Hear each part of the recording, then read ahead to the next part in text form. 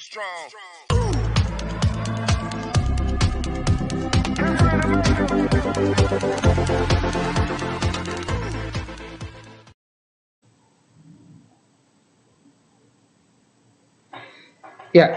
baik teman-teman semuanya, terima kasih atas kehadirannya. Kita kali ini membahas tentang dasar-dasar pengenalan Microsoft Office. Apa saja itu Microsoft Office? Sepertinya teman-teman semuanya sudah pada paham ya. Di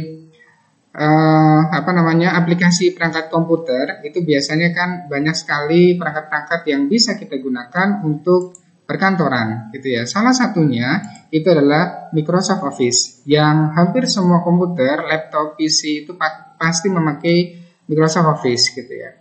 Nah, komputer ini merupakan perangkat keras yang dapat membantu pekerjaan kita semuanya untuk mengolah data-data gitu ya. Jika hanya komputer yang bekerja, maka hasilnya tidak akan maksimal. Maka pengolah data dalam komputer membutuhkan aplikasi agar dapat mengolah data sebaik-baiknya. Sehingga data yang diperoleh dapat disusun dengan rapi dan mudah dimengerti gitu ya. Nah, apa saja sih sebenarnya yang ada di Microsoft Office gitu ya. Nah, perangkat lunak itu atau aplikasi yang digunakan ini dinamain Microsoft Office gitu ya. Software yang produktif dalam mengolah data dan menghasilkan data. Perangkat inilah yang kemudian akan menjadi topik bahasan dalam perkuliahan kita di pagi hari ini ya. Nah, sebelum masuk ke perangkat Microsoft Office, kita akan coba dulu terkait tentang sejarah komputer ya. Komputer ini merupakan pengembangan dari mesin hitung gitu ya. Dulunya itu memang awalnya generasi pertama itu digunakan sebagai kalkulator saja gitu ya. First generations itu sekitar tahun 1791-an gitu ya. Waktu itu dibuat oleh profesor Inggris gitu, matematika, bukan dari ahli komputer ya. Namanya Charles Babbage. 1791 sampai wafatnya 1871. Nah, bentuknya pun tidak sesimpel sekarang gitu ya. Zaman dulu itu besar sekali. Ini waktu itu digunakan awal mulanya gitu ya untuk menghitung sensus penduduk di negara-negara barat. Selain di Inggris juga di Amerika Serikat gitu ya, digunakan untuk menghitung sensus penduduk waktu itu. Gitu ya, karena jumlahnya kan banyak banget sih penduduk, kalau dihitung satu persatu kan kalau di input data akan kesulitan, maka digunakan komputer jenis generasi pertama gitu ya. Kemudian komputer selalu berkembang mengikuti perkembangan zaman sampai sekarang dibuat sesimpel mungkin gitu ya. Kalau zaman dulu mungkin masih kameranya VGA gitu ya. Kemudian berkembang ke yang lebih simpel lagi. Kemudian dulunya tidak bisa dipakai ke bawah kemana-mana gitu ya, harus nempel di meja. Sekarang itu lebih simpel lagi, kita bisa bawa laptop kemanapun, bahkan tablet gitu ya. Itu juga salah satu PC yang cukup simpel, sederhana gitu ya. Kuliah kita tidak perlu membawa mungkin laptop yang besar gitu, berat. Laptop zaman dulu itu juga berat, lumayan ya, 1 kiloan. Sekarang kan akan lebih simpel ya, lebih slim ya. Nah, tablet juga sebagai alternatif. Nah, ke depan akan seperti apa lagi? Kita lihat saja perkembangan zamannya. Oke. Kemudian generasi pertama ini seperti ini, teman-teman semuanya, ya. Jadi memang begitu besar ya. Kemudian sampai generasi saat ini itu tuh lebih simpel lagi, ada laptop sama tablet gitu yang bisa dibawa kemana-mana gitu ya. Bahkan mungkin pada saat bepergian naik kendaraan umum kita bisa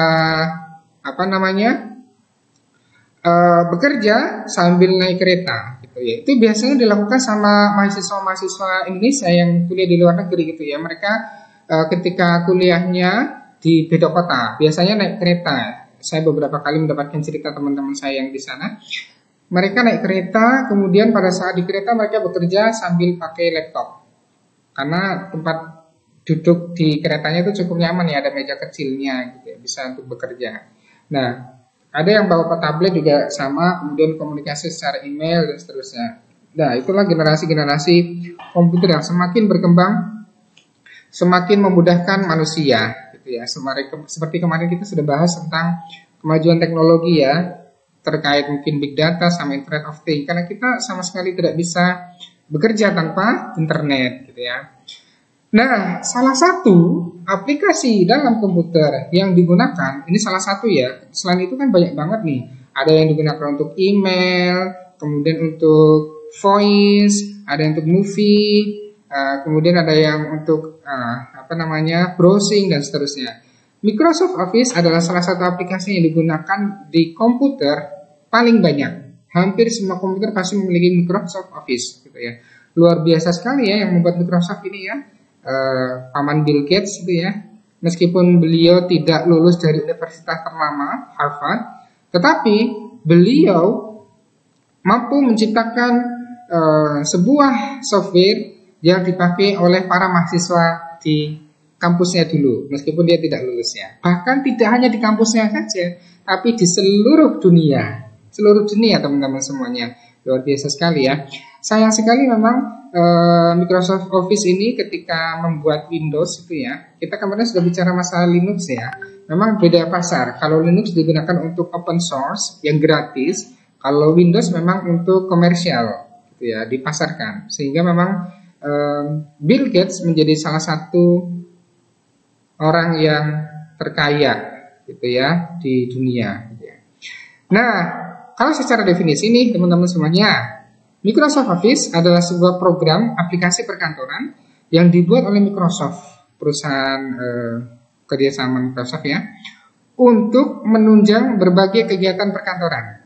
Nah, Microsoft Office ini dirancang untuk dijalankan di bawah sistem operasi Microsoft Windows dan Mac OS X gitu ya. Memang ini dipakai untuk sistem operasi Windows gitu ya, bukan untuk sistem operasinya Linux ya, khusus untuk Windows. Nanti Linux punya versi sendiri yang versi desktop gitu ya. Untuk end user seperti kita memang pakainya yang Windows. Ada beberapa sejarah yang perkembangan dari Microsoft Office nih. Pertama kali Microsoft Office itu dimulai di bulan Oktober tahun 1990 ya. Memang sebagai paket dari 3 aplikasi yang utama yang ada di Windows 3.0, yaitu Word, Excel, sama PowerPoint. Ini yang sering kali kita pakai untuk keperluan sehari-hari. Untuk perkuliahan, untuk akuntansi, untuk surat menyurat, kemudian apalagi ya, untuk labeling dan seterusnya. Gitu ya. Jadi waktu itu untuk Microsoft Word hanya suitable untuk Windows 1.1, Microsoft Excel untuk Windows 2.0, dan PowerPoint untuk Windows 2.0. Nah, Microsoft Office sendiri terus berkembang dan semakin mapan dan terus digandrungi semua lapisan masyarakat di seluruh dunia yang memakai komputer tentunya. Termasuk kita di Indonesia juga pakai seperti itu ya, pakai Microsoft Office. Kita belum mampu membuat software yang dipakai end user gitu ya. Nah, ini adalah beberapa perkembangan Microsoft Office yang dipakai di seluruh dunia dari awal mulanya di tahun 90-an gitu ya, mereka available untuk Windows 3.0. Ini yang beberapa logo-logo yang terkenal di Microsoft ya. Nah, ada Microsoft Office 95, logonya seperti itu ya, kayak puzzle ya.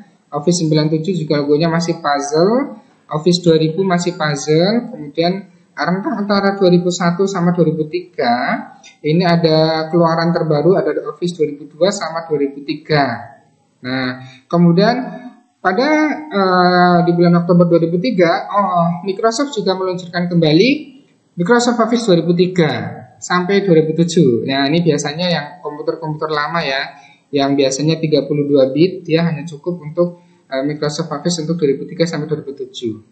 Ya, atau kadang juga ada yang masih memakai 97 sampai 2003, itu kadang masih ada juga ya. Logonya pun sudah berganti ya, lebih modern gitu ya. Kemudian 2007 sampai 2010 memakai Microsoft Office 2007. 2010 kembali meluncurkan kembali versi rilis terbaru Microsoft Office 2010. Kemudian pada 2012 sampai 2019 keluar lagi terbaru rilis Microsoft yang menambah fitur-fitur baru seperti Microsoft Access, kemudian ada lagi Outlook dan seterusnya, itu di tahun 2013 ya. Kemudian rentang antara berapa tahun tuh? 7 tahun ya. Itu Microsoft mengeluarkan 4 kali rilis. Tahun 2013, 2016, 2010, 13, 16, 19 gitu ya. Jadi kalau 2012 sampai 19 7 tahun itu cuma 3. 13, 16 sama 19. Nah, yang terakhir dirilis oleh Microsoft gitu ya, logonya itu adalah Microsoft Office 2019 sampai sekarang. Itu ya, ada juga Microsoft Office 365. Ini yang terbaru, paling terbaru yang bisa dipakai untuk conference, streaming conference. Karena apalagi untuk ini ya, zaman pandemi seperti ini ya, itu cukup vital juga kemarin gitu ya. Selain Zoom ada juga yang memakai Microsoft Teams 365 gitu ya. Dan sebenarnya mahasiswa di Unwal Songo juga sudah banyak yang memakainya gitu ya. Punya akunnya, cuman tidak terlalu banyak digunakan karena kita untuk pembelajaran kuliah lebih banyak memakai Google Meet atau WhatsApp atau mungkin Zoom ya sebagian gitu ya. Nah, kita kali ini akan coba dengan streaming YouTube. Semoga nanti kalau memang ini cukup baik, nanti akan kita pakai seterusnya. Karena ini cukup simple, cukup lebih ringan dan tidak begitu mengganggu. Kalau memakai Google Meet kan ada yang baru masuk gitu ya, telat dan seterusnya. Tapi kalau di sini juga tetap sama, bisa kita pantau terus ya. Oke, ada beberapa fitur yang diberikan oleh Microsoft Office nih. Yang paling terkenal itu adalah 3 macam ya. PowerPoint, ada Excel, ada Word gitu ya. Itu yang sering sekali kita gunakan gitu ya. Selain itu memang banyak sekali, ada Note, OneNote, ada Outlook. Outlook ini biasanya digunakan untuk email ya. Ini juga dari produknya Microsoft ini. Nah, untuk laptop-laptop terbaru sekarang keluaran tahun 2020-an gitu ya. Itu kebanyakan laptopnya sudah memakai Office yang original. Kalau dulu kan mungkin masih bajakan ya, masih pakai crack ya. Sekarang kebanyakan laptop terbaru sekarang sudah pakai Office yang original, sehingga tidak perlu download atau install ulang atau mungkin diaktifasi ulang ya. Nah, ada juga Microsoft publisher. Nah, publisher itu juga digunakan untuk membuat pamflet biasanya atau kartu nama gitu ya, atau yang lainnya gitu ya. Bisa dipakai juga. Akses juga bisa. Microsoft Access ini digunakan untuk ketika kita mau akses ke beberapa browser internet, kemudian dipakai untuk rujukan akuntansi keuangan gitu ya. Namun teman-teman semuanya, pada kesempatan kali ini karena kita hanya hubungannya dengan literasi, maka kita hanya membahas tentang 4 saja yang itu sering kali kita pakai di sehari-hari ya. Ada Microsoft Word, ada Microsoft PowerPoint, ada Microsoft Excel, dan Microsoft Access. Itu saja. Ada 4 yang akan kita bahas bersama gitu ya. Teman-teman semuanya, kalau memang ada pertanyaan silakan bisa langsung tulis di chat. Nanti akan saya pantau terus teman-teman semuanya, jadi jangan khawatir gitu ya. Presensi nanti akan tetap ada di tengah-tengah ya. Nanti akan saya pantau juga teman-teman siapa yang masih aktif gitu ya. Yang pertama, teman-teman semuanya udah pasti paham ya terkait Microsoft Word. Ini adalah tampilan dari Microsoft Word. Ketika kalian membuka klik Microsoft Word, ada beberapa menu yang bisa dipakai gitu ya. Ada File, Home, Insert, Design, Layout, Reference, Mailing gitu ya. Mailing ini biasanya digunakan untuk mail merge ya, digunakan untuk mengirimkan ke banyak orang gitu ya, tanpa perlu mengganti-ganti kop surat. Ini biasanya tinggal dikoneksikan dengan Microsoft Excel nanti tinggal klik, nanti langsung nama yang sudah ada di Microsoft Excel nanti terkirim semuanya. Misalnya kalau saya ingin mengirimkan sebuah email ke mahasiswa, saya tidak perlu mengirimkan satu persatu gitu ya, tapi saya hanya perlu mengirimkan sekali, tetapi dia pakai mail merge gitu ya, dengan nama-nama yang sudah terdata di Microsoft Excel ya. Itu nanti dikoneksikan di sini sehingga langsung tinggal diklik, namanya langsung beda-beda. Ada view, kemudian help, kemudian yang lain sebagainya gitu ya. Ada menu minimize, maximize, kemudian ada close juga Ya, saya rasa sudah paham. Jadi Microsoft Word ini adalah perangkat lunak pengolah kata andalannya Microsoft. Gitu ya. Jadi secara umum Microsoft Word adalah sebuah program aplikasi pengolah data berupa huruf atau kata yang biasa digunakan untuk membuat laporan, membuat dokumen, kemudian membuat surat, baru nanti dikirimkan ke email, dan seterusnya. Hadirnya Microsoft ini menggantikan mesin ketik yang sudah lama sekali tidak digunakan. Jadi kalau zaman dulu memang masih kita memakai mesin ketik ya, yang masih titik langsung geser lagi, titik langsung geser lagi. Akan sedikit ribet memang sih, karena memang zaman waktu itu belum ditemukan komputer ya. Nah, masih memakai mesin ketik gitu ya. Sehingga ada sebuah film cukup terkenal di daerah Eropa, tuh saya lupa judul filmnya, yang kompetisi menulis dengan mesin ketik tercepat gitu ya. Nah, dengan Microsoft ini kita bisa membuat dokumen dengan mudah. Kita bisa menyimpannya lalu mencetaknya kapan saja gitu ya. Nah, sebagai informasi saja, untuk antisipasi agar file-file kita itu tidak hilang di komputer, di laptop, di PC, maka perlu kita backup. Nah, cara membackupnya bagaimana? Terkoneksi nanti di mana? Di internet ya. Nanti bisa kita bisa kita simpan di beberapa file internet, di Google Drive atau yang lain sebagainya gitu ya. Jadi sekarang zamannya sudah serba mudah gitu ya. Kemudian fungsi dari kegunaan Microsoft Word ini adalah sebagai aplikasi pengolah kata terpopuler. Nah, Microsoft ini mempunyai banyak fungsi dan kegunaan. Salah satunya adalah yang pertama, untuk membuat dokumen dengan cepat, untuk membuat dokumen yang bisa dicetak, itu ya, langsung di print itu ke printer manual gitu ya, berbagai merek, atau printer laser yang biasanya ada di fotokopian langsung mencetak banyak, langsung bisa cepat gitu ya. Kalau yang printer biasa kan agak lama ya kecepatannya. Nah, kemudian juga untuk menyimpan dokumen dalam ukuran yang kecil dan format yang beragam. Nah, gitu juga. Kemudian juga untuk membuat tulisan dalam berbagai variasi gitu. Untuk membuat label surat juga gitu ya. Ini adalah beberapa kegunaan dari Microsoft Word gitu ya.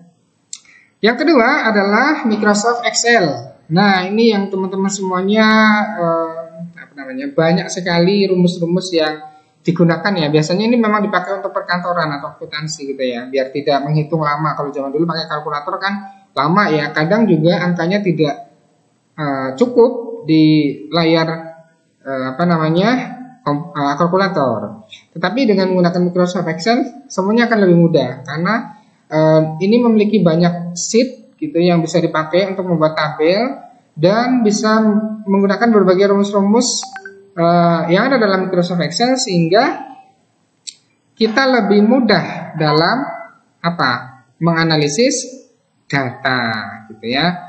Microsoft Excel ini adalah program aplikasi pada Microsoft Office yang digunakan dalam pengolahan angka gitu ya, di bidang aritmatika. Hubungannya dengan matematika banget ya, atau statistika ya.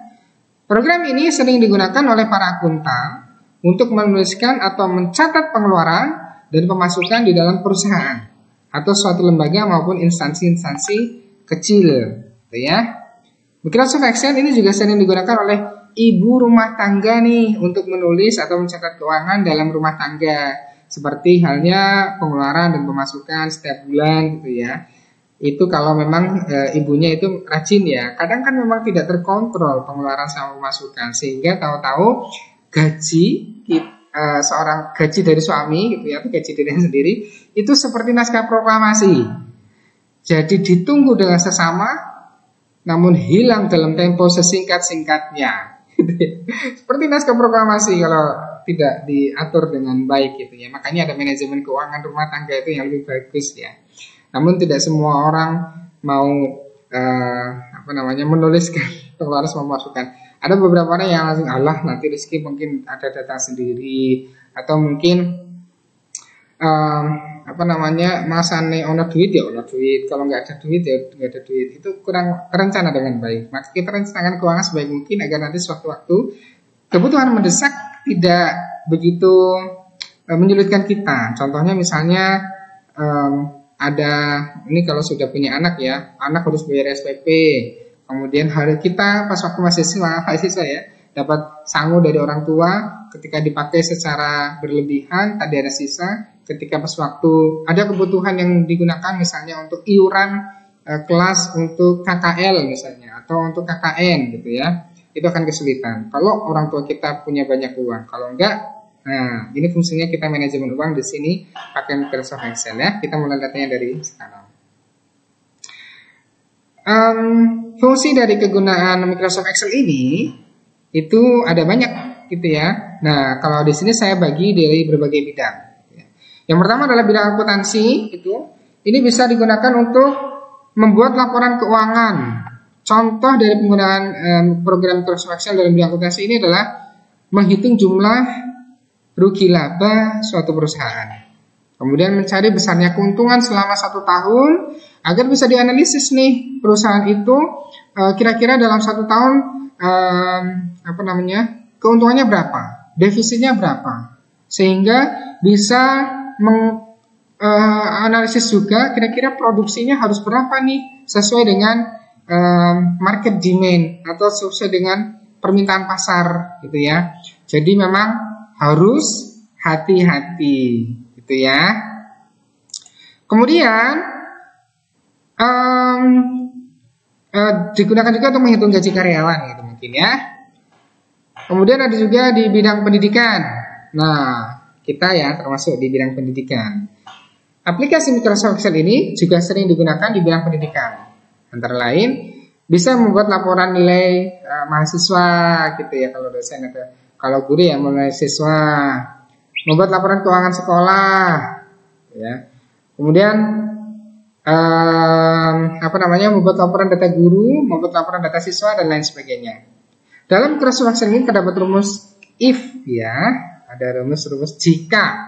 Ini digunakan sebagai untuk rumus-rumus memudahkan dalam hal analisis, misalnya untuk mengurutkan ranking, kemudian ada untuk mengurutkan ini penerimaan mahasiswa baru, itu juga bisa dipakai seperti itu ya.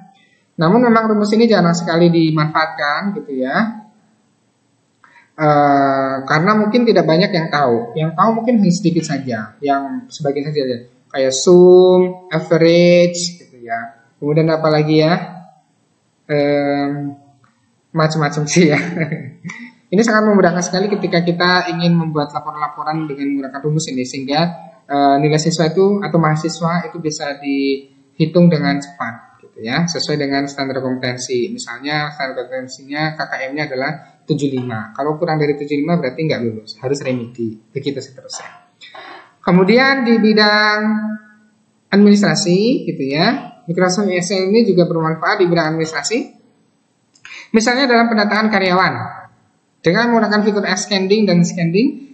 Ya, jadi diurutkan ya dari atas ke bawah, atau urusan abjad atau urusan besar ke kecil atau kecil ke besar gitu ya.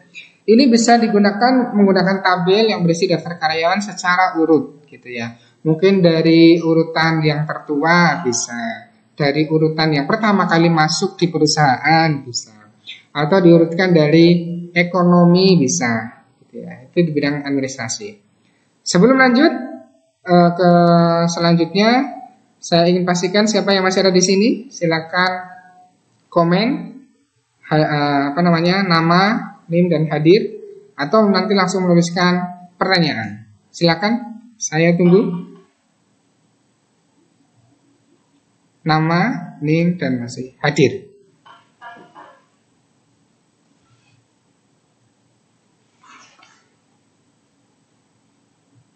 Silakan.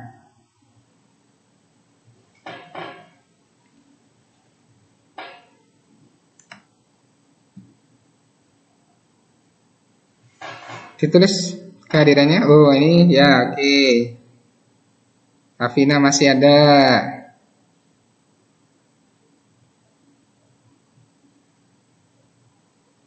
Kalau ada pertanyaan boleh langsung dituliskan sekalian ya. Oke, bro, Rion, Lutfia, Cahyani, masih ada ya?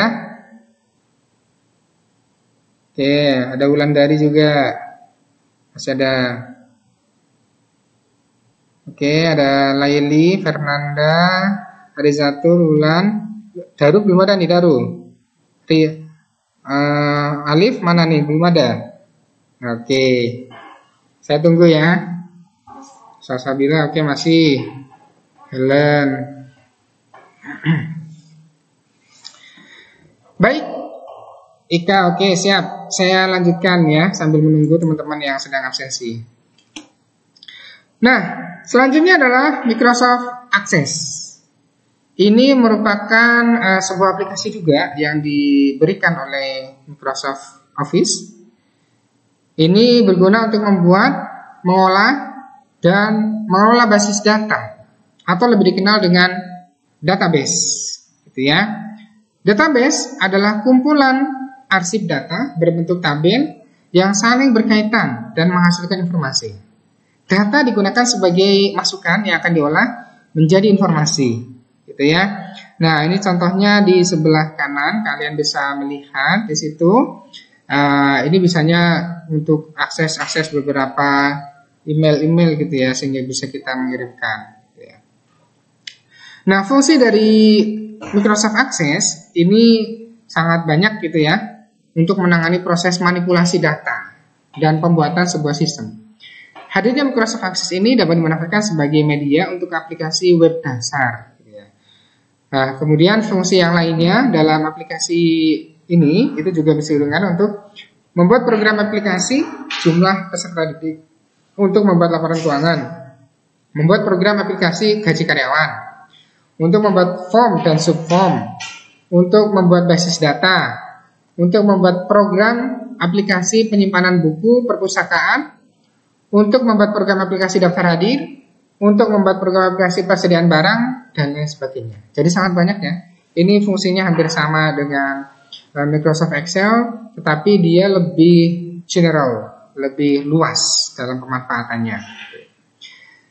Nah, teman-teman semuanya, yang terakhir adalah dalam Microsoft Office kita memakai PowerPoint. Termasuk kita, dalam kuliah ini juga memakai Microsoft PowerPoint ya.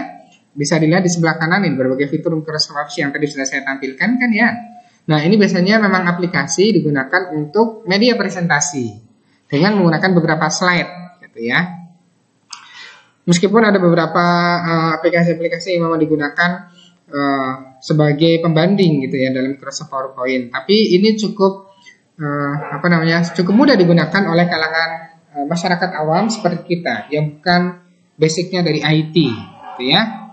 Sementara ini kita masih memakai PowerPoint. Gitu. Mungkin kalau di jurusannya komputer, IT itu lebih banyak lagi ya.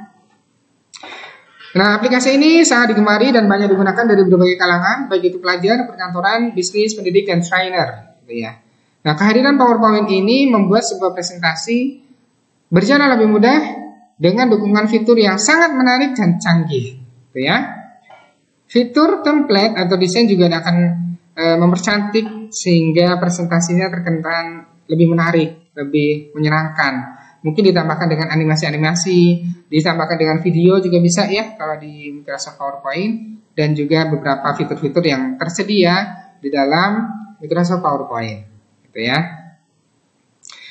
Kemudian teman-teman semuanya, kegunaan dari Microsoft PowerPoint ini adalah untuk mempermudah sebuah presentasi apabila kita mungkin dalam perang tender gitu ya, atau mungkin perkuliahan. Kalau zaman sekarang itu jarang banget kuliah cuman menuliskan saja di papan tulis, kemudian atau di whiteboard gitu ya, tanpa ada slide. Zaman sekarang itu banyak, hampir semua guru dosen itu pasti memakai PowerPoint untuk lebih memudahkan. Namun kelemahannya adalah beberapa siswa atau mahasiswa itu kadang cuman menfoto saja, men-screenshot saja, kemudian tidak dibuka lagi di rumah gitu ya. Nah, yang lebih bagus gitu ya, ketika ada dosen atau guru presentasi dengan PowerPoint, dia juga menjelaskan dengan papan tulis. Gak apa-apa sih di foto gitu ya PowerPoint-nya sambil mendengarkan guru menjelaskan. Karena kalaupun membaca saja dari PowerPoint, kadang kita bingung ya, atau mungkin kadang kita ngantuk dan seterusnya. Maka kita perlu mendengarkan penjelasan dari guru atau dosen, gitu, biar lebih paham. Setelah itu baru PowerPoint-nya di rumah dibuka, disesuaikan dengan catatan kita. Jangan lupa kita harus juga mencatat. Tidak cukup untuk mendengarkan atau melihat saja. Karena beberapa kali saya sampaikan, kalau Imam Syafi'i mengatakan cara untuk mengikat hewan peliharaan itu adalah dengan dikencang, dengan tali. Tapi kalau untuk mengikat ilmu dengan cara ditulis, gitu ya. Itu sebuah imam besar yang sebagai mazhab yang kita anut ya di Indonesia. Sebagian besar memakai mazhab Syafi'i ini mengatakan seperti itu. Kemudian membuat sebuah presentasi berbentuk soft copy sehingga dapat diakses oleh berbagai perangkat komputer. Kemudian membuat presentasi dalam bentuk slide yang menarik, cantik, dan dengan dukungan fitur audio, video, gambar, animasi, serta template yang bisa digunakan dengan berbagai desain, gitu ya. Ini bisa masuk di sini semuanya. Kalau mungkin kita sambil nonton movie, gitu ya, boleh. Atau mungkin sambil mendengarkan audio, boleh juga di PowerPoint. Cukup lengkap fiturnya untuk presentasi memang. Untuk biasanya digunakan untuk para trainer, gitu ya, para motivator. Untuk menghipnotis para pesertanya, gitu ya, menggunakan video-video yang nangis-nangis, gitu ya, dan seterusnya. Kemudian untuk mempermudah dalam membuat, mengatur, dan mencetak berbagai slide. Oke, teman-teman semuanya. Sampai sini, apakah teman-teman ada yang mau ditanyakan? Oke, loh, masih pagi kok ini Alif ketiduran. Kenapa Alif? Masih ngantuk ya Alif ya? Apa tadi malam begadang? Tilawah terus ya Alif ya? Ada yang mau disampaikan sebelum kuliahan saya akhiri? Boleh dituliskan di chat gitu ya. Kalau nanti tidak saya langsung jawab, nanti akan saya jawab di kolom chat selanjutnya gitu ya. Baik teman-teman semuanya, kalau memang tidak ada yang perlu ditanyakan, saya rasa untuk perkuliahan di pagi hari ini kita cukupkan sekian. Terima kasih ya sekali lagi atas kehadirannya, dan semoga kita masih diberikan kesehatan untuk menjalankan ibadah puasa dengan baik. Sampai ketemu lagi minggu depan, kurang lebihnya mohon maaf. Assalamualaikum warahmatullahi wabarakatuh.